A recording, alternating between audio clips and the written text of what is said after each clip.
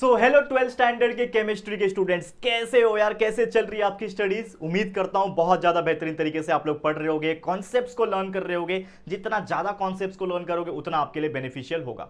तो हाल ही में कुछ कमेंट्स मुझे देखने मिले रिगार्डिंग एमसीक्यूज, जैसा कि आपने फिजिक्स में सर प्रोवाइड किया था वैसे ही केमिस्ट्री में प्रोवाइड करो। तो देखो क्या होता है, अगेन मैं आपको एक चीज बताना चाहता हूं कि जो भी प्रीवियस ईयर के क्वेश्चंस होते हैं या फिर एमसीक्यूज होते हैं या फिर आईएमपी क्वेश्चंस होते हैं, उसको हम प्रोवाइड तो कर रहे होते हैं, लेकिन क्या होता है कि एग्जाम में उसके बेस पे क्वेश्चंस पूछ सकते हैं। जरूरी नहीं है कि जो क्वेश्चन प्रीवियस ईयर्स में पूछे गए वही आ जाए, एग्जैक्टली रिपीट होने के चांसेस कम होते हैं। तो यहां पे भी आपके लिए बहुत सारे ऐसे एमसीक्यूज में लेकर आया हूं जो कि पिछले 6-7 साल के क्वेश्चन पेपर में से निकाले गए हैं। बहुत सारे एमसीक्यूज ऐसे हैं जो क्वेश्चन बैंक में से निकाले गए हैं। अब भले ही क्वेश्चन बैंक में से बहुत सारी चीजें बनने के चांसेस कम होते हैं, लेकिन फिर भी यार कंसेप्ट तो कंसेप्ट ही होता है। तो अगर आप वो एमसीक्यूज को स्टडी कर लोगे तो कहीं ना कहीं कुछ चीजें रिलेट कर पाएगी, कनेक्ट कर पाएगी। And that's why I am making this video for you guys, so that एक क्विक 15-20 मिनट 25 मिनट के अंदर अंदर ये वीडियो को आप एक 1.5 की स्पीड पे लगा के देख लो, जिससे बहुत सारे एमसीक्यूज आप देख के समझ पाओ, कुछ कॉन्सेप्ट को समझ पाओ और एक तरीके से रिकॉल कर पाओ अपने कंसेप्ट को, अपने टॉपिक को। तो जरूर से एक बार देख लेना, ठीक है? इसको भगा के 1.5 की स्पीड से होपफुली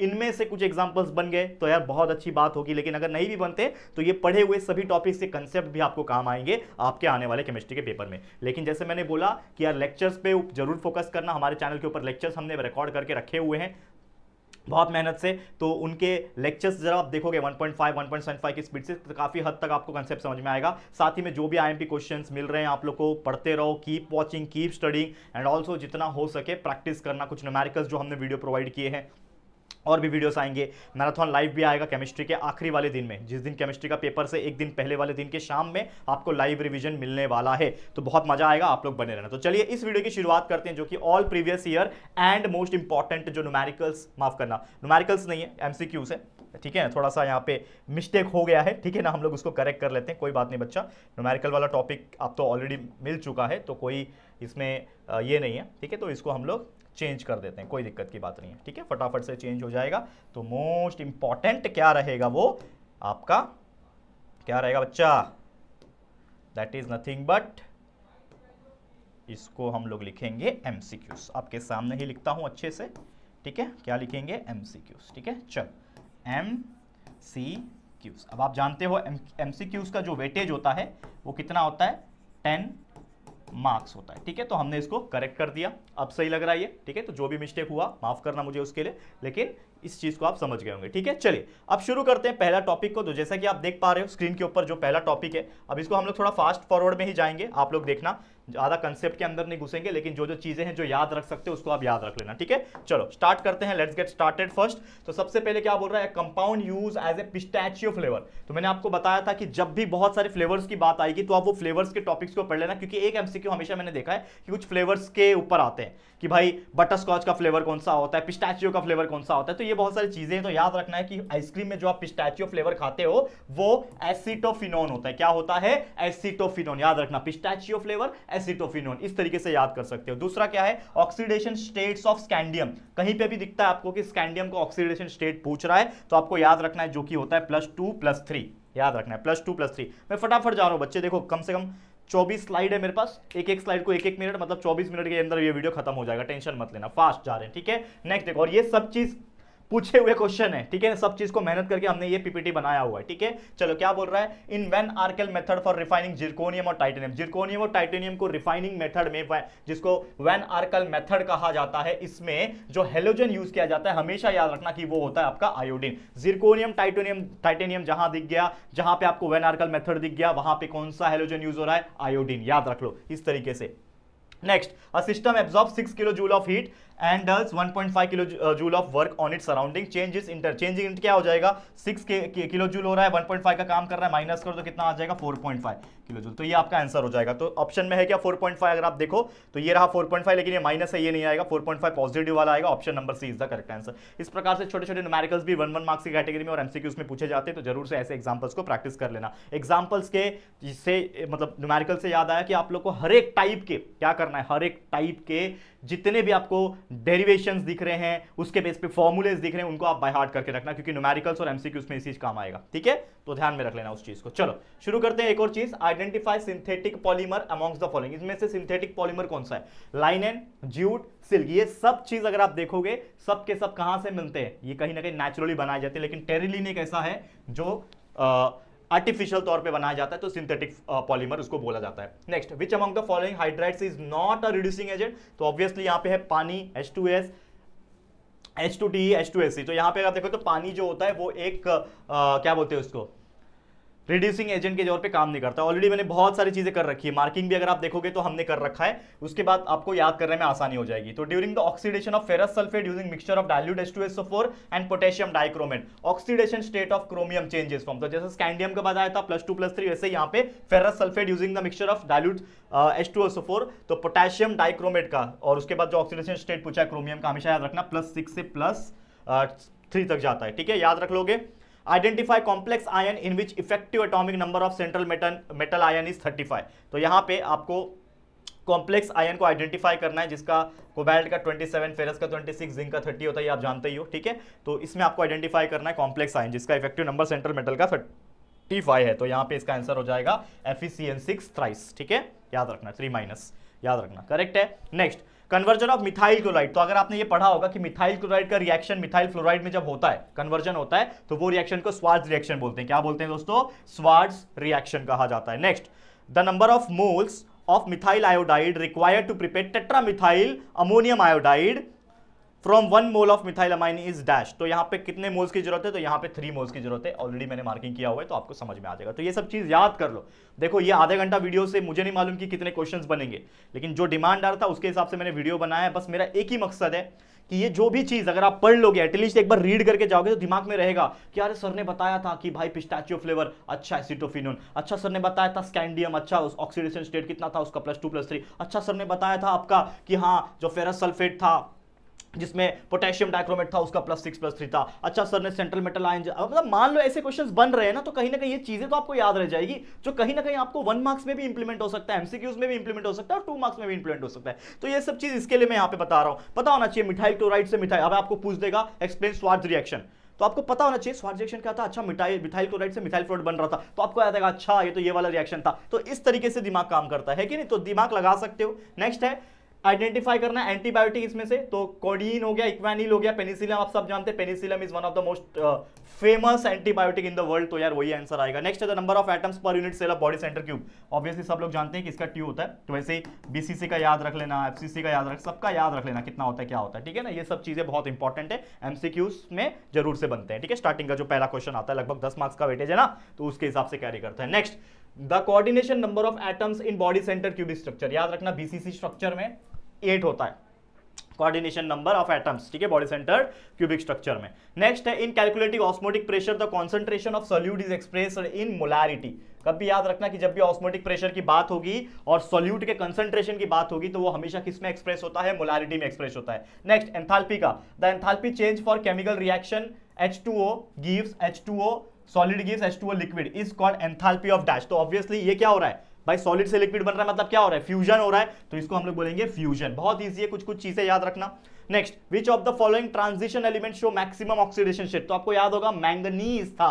ठीक है, Mn मैंगनीज। ठीक है, next, the correct formula for complex compound sodium hexacyanoferrate 3 is dash. ठीक है, तो हेक्सासाइनोफेरेट देखो सब में लिखा हुआ है, तो इसमें से सही कौन सा है? तो हमेशा याद रखना कि हेक्सासाइनो मतलब 6 आएगा, साइनोफेरेट और उसमें क्या सोडियम है, तो ये आपका सही आंसर आएगा, क्योंकि सोडियम हेक्सासाइनोफेरेट है, तो यहां पे Na3 आना चाहिए, तो this will be the correct answer. बाकी सब में Na लिखा है, Na2 लिखा है, NO4 लिखा है, Na3, ये चीज ध्यान में रखना। Next, isopropyl benzene on air oxidation followed by decomposition of dilute acid gives dash. तो ये मिलता है आपने इथाइल एल्कोहल या फिर इथेनॉल वीकेंड से, याद रखना। ठीक है, आइसोप्रोपाइल बेंजीन जब एयर ऑक्सीडेशन में जाता है और उसमें डिकम्पोज होता है डाइल्यूट एसिड, तो क्या देता है? इथाइल एल्कोहल देता है, इथेनॉल देता है। The name of metal nano particle which acts as highly effective bacterial disinfectant in water purification. तो वो कौन सा होता है भाई? नेम ऑफ मेटल वो होता है सिल्वर। याद रहेगा, सिंपल है। Next, acid anhydride on reaction with primary amine gives compound having a functional group dash. ठीक है, तो ये होता है अमाइड। अगर आपको याद होगा ठीक है, अमाइड बनता है। ठीक है, एसिड एनाइड रिएक्शन जब होता है प्राइमरी अमाइन से तो अमाइड बनता है। नेक्स्ट क्वेश्चन पे चलेंगे, फास्ट जाएंगे। देखो अब देखो ये भी क्वेश्चन है, the spin only magnetic moment of chromium Cr3+ cation, इसका आएगा, ये याद रखने वाला वैल्यू है 3.873।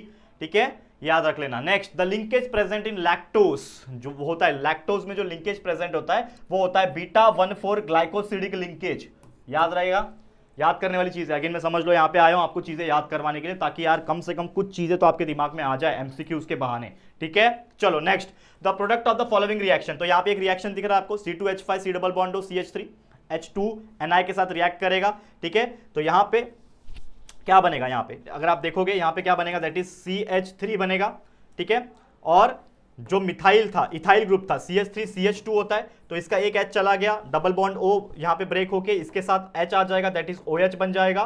ठीक है, यहाँ पे CH2, ठीक है, 1 2 3 कार्बन, ठीक है, 1 2 3 कार्बन, और इसके साथ में एक और कार्बन, 1 2 3 4 कार्बन है ना, तो 1 2 3 कार्बन हो गया, साथ में एक मिथाइल ग्रुप ऐड हो जाएगा, दैट इज नथिंग बट यहाँ पे ब्यूटेन 2 ऑल। ठीक है, ब्यूटेन 2 ऑल, ठीक है ना, ठीक है, समझ में आ रहा है, यस। तो यहाँ पे आप देख सकते हो ऑप्शन नंबर बी मार्क किया हुआ है already, CH3 CH CH2 CH3। ठीक है, ठीक है, याद रहेगा। ओके, आगे बढ़े, नेक्स्ट चलते हैं।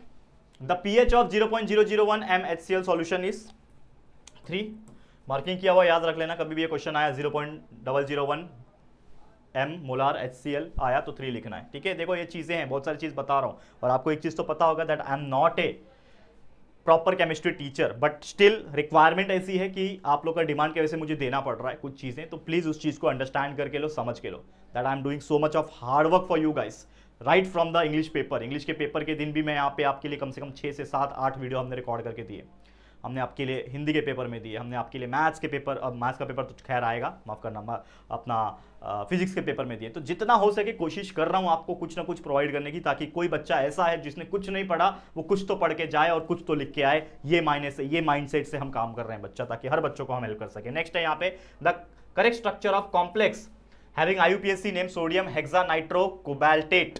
ठीक है, थर्ड इज, तो this is the answer Na3CO NO2 6, ठीक है ना, हेक्सा, ठीक है, हेक्सा नाइट्रो कोबाल्टेट और ये सोडियम। ठीक है, तो ये आपका आंसर हो जाएगा, करेक्ट है। ठीक है, चलो आगे बढ़ जाते हैं। तो बहुत सारे प्रीवियस ईयर के क्वेश्चंस हो गए, कुछ इंपॉर्टेंट IMP क्वेश्चंस भी देख लेते हैं जो क्वेश्चन बैंक से भी बन सकते हैं। द नंबर ऑफ पार्टिकल्स, देखो सब चीज याद रखने वाली चीजें याद रख लेना। The number of particles present in FCC centred unit, ये तो आपको पता ही, जैसे VC का बताया वैसे ही FCC का बताया 4, याद रख लेना। The monomer used in preparation of Teflon, आपको याद है टेफ्लॉन पढ़ाया था तो मैंने, तो जब टेफ्लॉन पढ़ाया था तो उसमें एक चीज याद होगा, दैट इज टेट्राफ्लोरोइथेन। ठीक है, टेट्राफ्लोरोइथेन जो है ये क्या है, आपका मोनोमर होता है किसमें, टेफ्लॉन बनाने के लिए। ठीक है, amongst the following vinylic halide is dash. ठीक है, इसमें से विनाइलिक हैलाइड कौन सा है, तो यहाँ पे है नहीं, ये तो नहीं है, अगर आप देखोगे तो ऑप्शन नंबर बी मार्किंग है। Next, the product of hydrolysis of propyne in the presence of 1%, ठीक है, JSO4 and 40% H2SO4 is dash. तो यहाँ पे इसका जो आंसर आएगा वो आएगा प्रोपैनोन। ठीक है, प्रोपैनोन। ठीक है, याद रख लेगा, याद रख लेंगे। चलो next, the following types of solid contains molecules as a constituent particle, that is the molecular solid। देखो बहुत सारी चीजें हैं जो आपको याद रखनी है, तो कभी भी याद रखना जो सॉलिड है that contains molecules as a constituent, उसको हम लोग बोलेंगे molecular solid. Next, the following crystal systems contain 4 Bravais lattices, तो 4 ब्रेविस लेक्टाइज होगा तो उसको हम लोग बोलेंगे ऑर्थोरोम्बिक। और यहाँ पे आप देखोगे तो पेज नंबर भी मेंशन किया है, तो इसका कंसेप्ट अगर आपको समझना है कि आया कैसे, तो आप पेज नंबर 7 पे विजिट कर सकते हो। नेक्स्ट है यहाँ पे, an octahedral void is surrounded by, हमेशा याद रखना octahedral void surrounded by 6 sphere. Next, which of the following is amorphous solid, amorphous solid कौन सा है, इसमें कॉपर सल्फेट है, मैग्नीशियम, टार है, डायमंड है, तो tar is the correct answer. ठीक है, next, a paired cation anion valency is called Schottky effect, क्या बोलते हैं इसको, स्कॉट्स्की इफेक्ट। तो याद रखना, पेयर्ड कटायन एनायन वैकेंसी आया तो उसको स्कॉट्स्की डिफेक्ट करते हैं, माफ करना, इफेक्ट नहीं, डिफेक्ट कहते हैं। The unit cell of a simple cubic system has atoms at the 8 corner, hence number of atoms in a unit cell। तो यूनिट सेल जो होता है सिंपल SCC में अगर बात करें, सिंपल क्यूबिक स्ट्रक्चर जो होता है, अगर मैं बात करूं इसमें 8 कॉर्नर होते हैं, इसके लिए नंबर ऑफ एटम हर सेल में कितने होंगे, ऑब्वियसली बताओ मुझे कितने होंगे। तो ये चीज आपको ध्यान में रखना है कि इसका जो number of atoms in an unit cell जो होता है वो 1 होता है, इस तरीके से आप याद रख सकते हो। Next, in a crystal lattice formed by a primitive unit cell, देखो इसको ध्यान से अच्छे से, ठीक है, क्या बोल रहा है कि a crystal the ties from a primitive unit cell the space occupied by the particle is dash percent. तो याद रखना ये होता है 52.4%। Primitive unit cell crystal ties में प्रिमिटिव यूनिट सेल कहीं पे दिखा तो उसमें कितना स्पेस होता है 52.4% होता है। चलो फास्ट जाएंगे, ठीक है, आधा पहुंच गए हम लोग, आधे पे पहुंच गए लगभग, आधे घंटे के आधे मिनट में, ठीक है। चलो सुगर डिसॉल्व इन वाटर, क्यों डिसॉल्व होता है? क्योंकि हाइड्रोजन बॉन्डिंग करता है with water, it forms hydrogen bonding with water. Next, the solubility of gas in water क्या होता है? Decreases with increase in temperature. याद रखना, जो सॉल्युबिलिटी ऑफ गैस होता है, पानी के अंदर कोई भी गैस का सॉल्युबिलिटी होता है, वो क्या होता है? डिक्रीज होता है with the increase in temperature. जैसे जैसे टेम्परेचर बढ़ाओगे वैसे वैसे सॉल्युबिलिटी उसका कम हो जाएगा, याद रखना। Next, the unit of Henry's law, Henry's law constant का जो यूनिट होता है वो होता है मोल एल इनवर्स बार इनवर्स, याद रखना। नेक्स्ट, कॉलिगेटिव प्रॉपर्टीज के बारे में बात किए तो colligative properties of solution depend upon the number of solute particles. तो याद रखना, depend on the number of solute particles. Next, the following solution solvent है मैक्सिमम वेपर प्रेशर। किसमें होगा maximum vapour pressure? 1 molar copper sulphate में होगा कि 0.5 molar copper sulphate solution में होगा कि प्योर सॉल्वेंट वाटर में होगा कि 2 मोलार में होगा? तो यहाँ पे सही जवाब है 0.5 मोलार कॉपर सल्फेट सॉल्यूशन में होगा, ठीक है। नेक्स्ट, यहाँ पे अकॉर्डिंग टू राउल्स लॉ, अगर आपको राउल्स लॉ पढ़ा होगा आपने, तो जो relative lowering of vapour pressure of solution containing dissolve non volatile solute does not depend upon the mole fraction of the solute. ये इसके ऊपर डिपेंड नहीं करता। तो देखो बहुत सारे एमसीक्यूज है जिसके कहीं ना कहीं कुछ ना कुछ कंसेप्ट है जो कि आपको समझने पड़ेंगे। अगर आप जानना चाहते हो तो जरूर से इन पेज नंबर्स पे विजिट करके उन कंसेप्ट को भी जान सकते हो, जिससे कहीं ना कहीं आपके कुछ टॉपिक्स क्लियर होंगे, ठीक है। चलो क्या बोल रहा है आगे? What is the percentage dissociation of 0.1 molar solution of acetic acid? तो इसका होता है 1%। Next, for a reaction of HCl aqueous plus H2O, ठीक है, क्या दे रहा है? H3O plus Cl minus. तो ये क्या बोल रहा है? विच of the following is a conjugate acid base? Acid base conjugate pair कौन से हैं यहाँ पे? तो वो होता है H3O प्लस एंड H2O। तो ये चीज ध्यान में रखना, बहुत ईजी था। In a biochemical system pH of blood हमारे बॉडी में जो होता है वो मेंटेन होता है, क्यों? Due to the following buffer. क्यों होता है? क्योंकि because of HCO3 plus H2CO3, याद रखना। Next, if IP is the ionic product and KSP is the solubility of product, the precipitation the compound will occur under the condition of IP is greater than KSP, ध्यान में रख लो। Next है NH4F is a salt of weak acid, ठीक है, and ये उसका value है, weak base दिया है अमोनियम हाइड्रोक्साइड का, इसका वैल्यू दिया हुआ है Kb का, the solution of NH4 will be slightly acidic. तो याद रखना क्या होगा? वो स्लाइटली एसिडिक होगा। नेक्स्ट है theory which explain amphoteric nature. Amphoteric nature अगर कोई एक्सप्लेन कर रहा है पानी का तो वो थियरी कौन सा है? दैट इज ब्रॉन्स्टेड-लावरी थियरी, ठीक है, ब्रॉन्स्टेड-लावरी थियरी, ठीक है, याद रख लो। याद रखने वाली चीजें हैं बच्चे, सब बता रहा हूं। देखो कंसेप्ट तो है इसका, again I am not explaining any concept here, I am not a teacher here, but आपको मैं कुछ चीजें इसलिए बता रहा हूं ताकि यार कुछ चीजें तो एटलीस्ट आप देख के चले जाओ कि हो सकता है इनमें बन जाए, इनके बेस पे कुछ चीजें बन जाए एग्जाम में, क्योंकि 10 मार्क्स एमसीक्यू कैरी करता है कहीं ना कहीं। तो कुछ नहीं मिलने से कुछ मिलना अच्छा है, that's why I am making this चीजें। लेकिन अगेन हर एक चीज का कंसेप्ट अगर आपको समझना है तो लेक्चर्स में जब चीजें हमने प्रोवाइड की, हमारे अभिषेक सर ने, केमिस्ट्री के सर ने आपको प्रोवाइड की है, तो वो चीजें आपको मिलेगी। तो प्लीज जाके चेकआउट करते रहो। दूसरा सबसे इंपॉर्टेंट चीज, टेक्स्ट बुक देख सकते हो। जैसे यहाँ पे कुछ पेजेस नंबर लिखे हुए हैं, मान लो कि आपको कोई इस चीज का कंसेप्ट समझना है तो पेज नंबर 68 लिखा है, मतलब 68 पे जाके आप चेकआउट कर सकते हो कि क्या है, तो वो चीज को आपको हेल्प करेगा, ठीक है। चलो क्या बोल रहा है? Intensity property amongst the following, इसमें से इंटेंसिटी प्रॉपर्टी कौन सा है? टेम्परेचर है। Next, value of 1 decimal cube DM cube bar is dash, ठीक है, उसका होता है 10 स्क्वायर जूल, ठीक है, 100 जूल, ठीक है। Next, work done in the DM cube bar when 200 millilitre of ethylene gas and 150 ml of HCl were allowed at 1 bar pressure is dash. तो ये थोड़ा कैलकुलेशन बेस पे है, इसको आप चेकआउट कर सकते हो। The work done in vacuum when 300 mole of an ideal gas expand until its volume is increase by 2.3 dm³ at 1 bar pressure, इसका आएगा 0। क्या आ जाएगा? 0 आ जाएगा। For an isothermal process W is equal to -Q होता है, ठीक है। आइसोक्लोरिक प्रोसेस के लिए डेल्टा V, ठीक है, चेंज इन वॉल्यूम 0 होता है, याद रखना। ये सब याद रखने वाली चीजें बता रहा हूं अगेन, ठीक है। Next, Kohlrausch law is applicable for the solution, infinite dilution रहता है तब ये फॉलो होता है। फिर इलेक्ट्रोलिसिस ऑफ मोल्टेन NaCl के बारे में दिया है, विच of the following is A correct statement, ठीक है। पेल ग्रीन क्लोरीन गैस निकलता है एनोड पे, molten silvery white sodium deposit होता है कैथोड पे, डिपोजिशन होता है सोडियम क्लोराइड का Na methyl and Cl2 gas, या फिर ऑल ऑफ द सभी होता है, तो इसके लिए ऑल ऑफ द होगा। नेक्स्ट है SI यूनिट ऑफ कंडक्टिविटी, याद रखना SI unit of conductivity is ohm inverse metre inverse, ठीक है।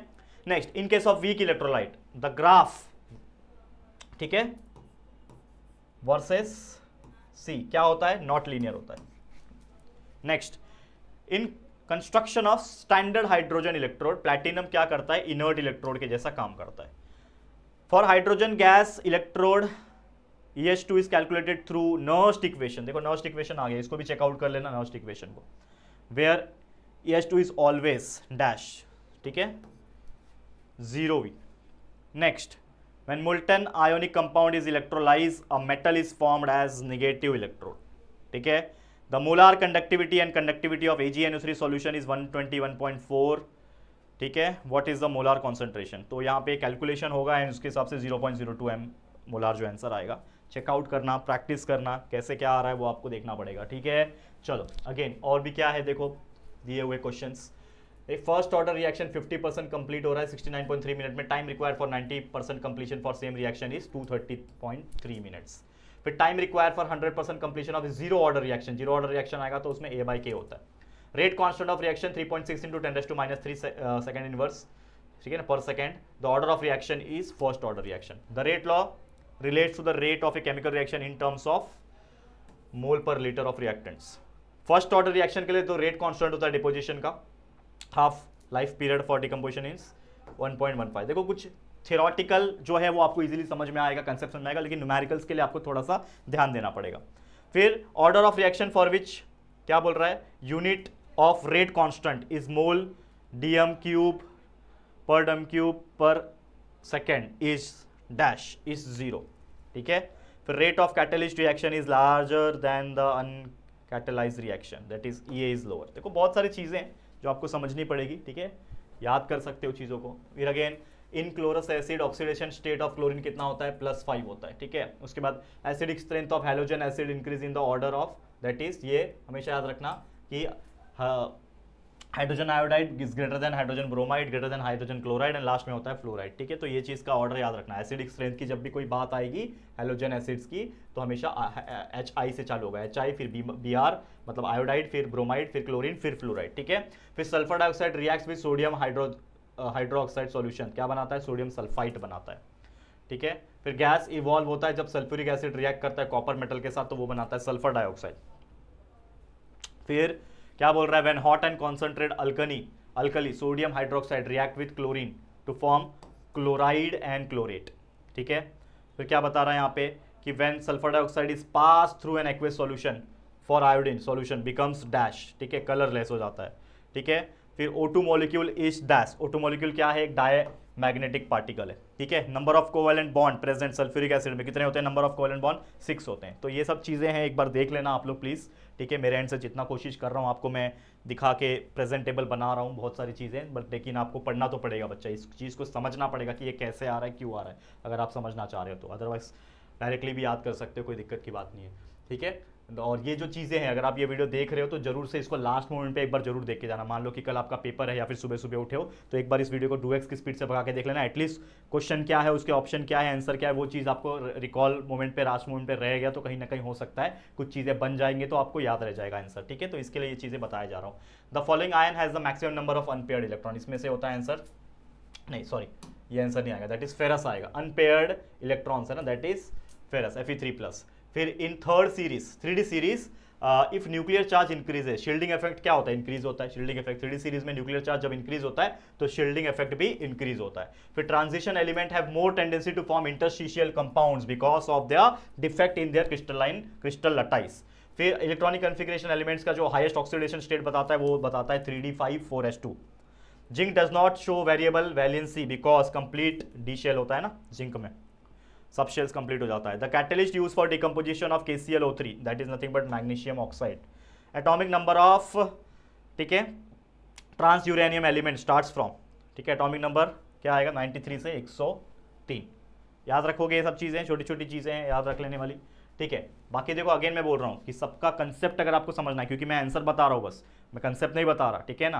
तो कंसेप्ट पढ़ना है, पेज नंबर पे जाइए, विजिट कीजिए और कंसेप्ट को समझिए अगर आप डीप में अंडरस्टैंडिंग लेना चाहते हो तो। अदरवाइज लेक्चर्स भी, हमारे चैप्टर्स जितने भी केमिस्ट्री के होते हैं सारे मोस्टली चैप्टर्स के लेक्चर्स अवेलेबल है, आप उसको भी 1.5 1.75 की स्पीड पे भगा के देख सकते हो। तो मेरे एंड से यार रात के ऑलमोस्ट 8:30 9 बज चुके हैं, तो ये वीडियो में जितना हो सके आपके लिए प्रोवाइड कर रहा हूँ ताकि यार कोई बच्चा अगर ये वीडियो देख ले तो कुछ तो समझ में आए उसको कि क्या हो रहा है क्या नहीं हो रहा है केमिस्ट्री में, ठीक है, at least MCQ point of view.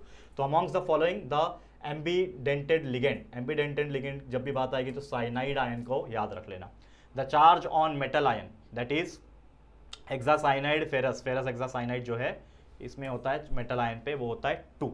Effective atomic number of cobalt in hexa ammonium cobaltate, ये क्या है भाई 36 है, याद रख लेना। फिर यहाँ पे IUPAC name of Na3AlF6 that is nothing but the sodium hexafluoroaluminate 3, याद रखो, ठीक है। हाइब्रिडाइजेशन ऑफ कोबाल्ट, इसमें हाइब्रिडाइजेशन ऑफ कोबाल्ट CONS3 में अगर आप देखोगे तो कॉम्प्लेक्स आयन का तो वो होता है D2sp3, ठीक है। बहुत सारी चीजें हैं। And the geometry of COF63 complex ion is octahedral, ठीक है, याद रख लेना। चलो आगे बढ़ जाते हैं, खत्म होने वाला है, last 5 minutes. The type of monohalogen derivative in which a halogen atom is bonded to sp3 hybridised carbon atom next to carbon carbon double bond, वो होता है आपका अलाइलिक हलाइड, ठीक है। फिर aromatic electrophilic substitution with iodine can be carried out using silver nitric acid HNO3, ठीक है। For the isomeric dihalobenzene, ठीक है, melting point of dash, melting point of, ठीक है, melting point of para isomer higher रहता है, para isomer is higher, ठीक है। Optical activity of a molecule is associated with that, optical activity 3D structure होता है, ये तो आपको शायद पता होगा, 3D स्ट्रक्चर होता है। Propane nitrile can be prepared by ethyl bromide with alcoholic KCN, याद रख लेना, ठीक है, potassium cyanide. The following will react faster by SN1 mechanism, SN1 mechanism पढ़ा, SN1 SN2 पढ़ लेना अच्छे तरीके से। तो क्या रिएक्ट करेगा फास्टर बाय SN1 मैकेनिज्म से, तो वो होता है 2-chloro-2 methyl propane, 2-chloro-2 methyl propane, याद रख लेना, ठीक है, याद रहेगा। आप सभी लोग, कोई जो भी बच्चा बैक बेंचर वाला था जिसको बहुत सारे कंसेप्ट्स नहीं आते हैं, तो प्लीज ये MCQ के वीडियो उनको शेयर जरूर करना। होपफुली यार ये वीडियोस उनको शायद हेल्प कर दे, तो प्लीज आपकी जिम्मेदारी शेयर करने की, तो प्लीज शेयर कर देना, ठीक है। चलो अब यहाँ पे बात कर लेते हैं in a carbinol system of nomenclature tertiary butyl alcohol. देखो क्या बोल रहा है, टर्शरी ब्यूटाइल अल्कोहल को क्या बोलते हैं कार्बिनॉल सिस्टम में, तो उसको बोलते हैं ट्राइमिथाइल कार्बिनॉल, याद रखना। Next, which of the following pair of reagent is conversion of carboxylic acid to alcohol. Carboxylic acid जब अल्कोहल बनता है तो हमेशा याद रखना LiAlH4, ये ऑलरेडी मैंने बताया था, अगर आपको 1 मार्क्स वाले वीडियो देखे कि नहीं अभी तक, हमने आपके इसी चैनल के ऊपर आपके लिए 1 मार्क्स 2 मार्क्स के बहुत सारे previous year plus IMP questions को हमने डाले हुए हैं, वो याद कर लेना, उस चीज को जाके समझ लेना, कंसेप्ट भी क्लियर हो जाएगा। अब आपको पता होगा reaction between the Grignard reagent था और एल्डिहाइड जो था other than the formaldehyde leads to the formation of dash, तो उसमें क्या बनता है, सेकेंडरी अल्कोहल बनता है। Oxidation of ethyl alcohol using, ठीक है, K2Cr2O7 डाइल्यूट एस्टोल, ये क्या बनता है, एसिटिक एसिड बनता है, पढ़ाया था कि नहीं ये सब चीजें। Next, when vapours of tertiary butyl alcohol are passed over hot copper it gives dash, isobutylene बनता है। चीजें याद रखने वाली है, याद रख लोगे, ठीक है। चलो नेक्स्ट, यहाँ पे which of the following is the product of reaction of ethane nitrile with Grignard reagent followed by hydrolysis, तो क्या बनता है product of reaction of ethane nitrile, क्या बनता है, ketone. Next, dash reaction is used to synthesize straight alkyl substrate benzene, तो ये होता है वॉल्फ-किर्चनर रिडक्शन, क्या होता है, Wolff Kishner reduction. Next, ketones can not be converted into carboxylic acid using dash alkyne potassium permanganate CrO3 hot and concentrated nitric acid है या फिर डाइल्यूट है, तो भाई डाइल्यूट से नहीं बन सकता, can not be converted into ये carboxylated by using a dilute nitric acid.